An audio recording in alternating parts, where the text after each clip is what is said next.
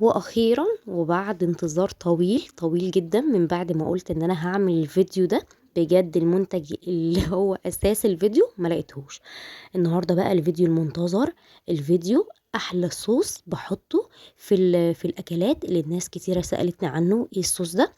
هنقول مع بعض ايه الصوص ده وايه الاساسي فيه وايه كل حاجة فيه.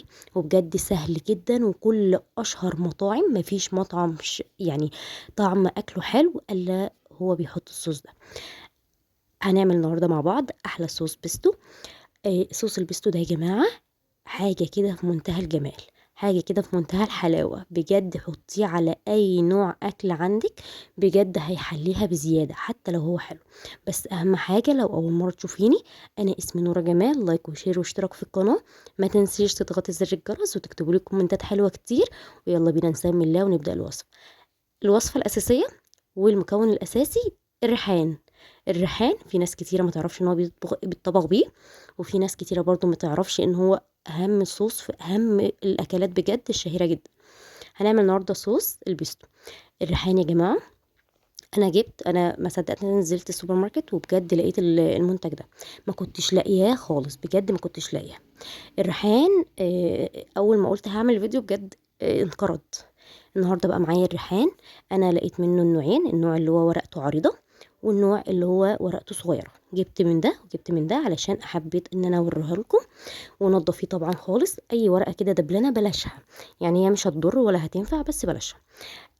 وشيلي منها العيدان خالص، خليه كده نضيف كده وفريش. جبت منه النوعين، الصغير والكبير، الاتنين حلوين جدا.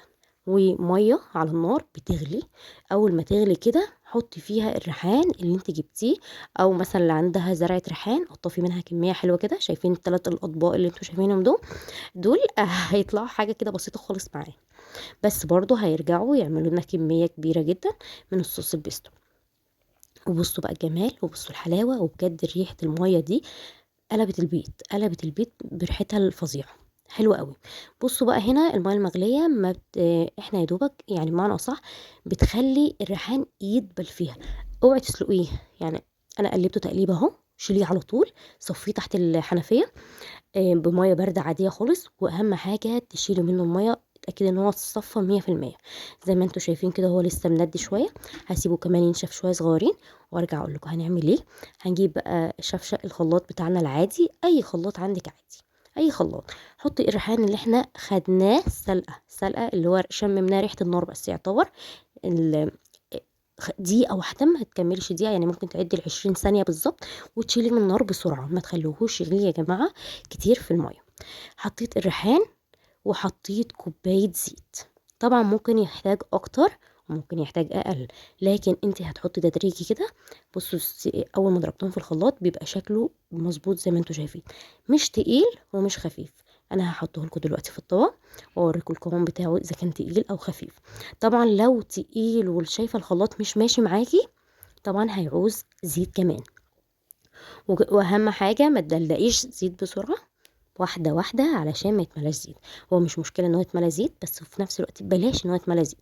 حطي بقى الصوص. بصوا الصوص يا جماعه نازل تقيل ومش خفيف، ومش تقيل يعني، مظبوط 100%. حاجه كده ايه، خير الامور الوسط. بصوا الصوص وجماله يا جماعه، او حد يفتكر ان هو ملوخيه بجد.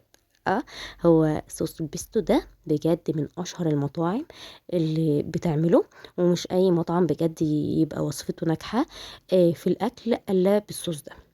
هتنجحي اكلك من كل معلقه هتاخديه منه كده. بص الكميه اللي احنا عملناها اساسا كميه حلوه اهي، ومش شويه صغيرين يعني. احنا اول ما شفنا الريحان كش من الميه اكيد قلنا هنعمل شويه صغيرين، لا احنا عملنا بوله حلوه اهي.